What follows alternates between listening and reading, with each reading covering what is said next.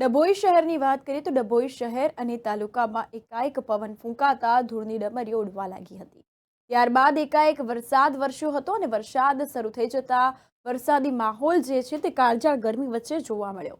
વરસાદ શરૂ થતા લાઇટો ગુલ થઈ હતી અને અંધારપટના લોકો રહેવાનો વારો આવ્યો હતો। ત્યારે વાત કરવામાં આવે તો હવામાન વિભાગની આગાહી અનુસાર ડભોઈ અને તાલુકામાં એકાએક વાતાવરણમાં પલટો જોવા મળ્યો છે।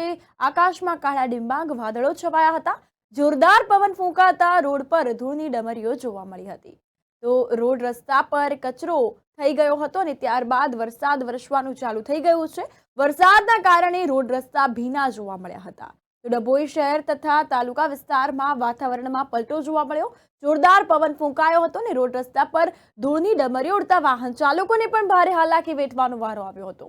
તો અંતર્ગત વાહન ચાલકોને લાઇટો ચાલુ કરીને પસાર થવું પડ્યું હતું અને હવામાન વિભાગની આગાહીના પગલે સમગ્ર વિસ્તારમાં ધૂળની ડમરીઓ સાથે જોરદાર પવનના સુસવાટા સાથે વરસાદ વરસ્યો હતો।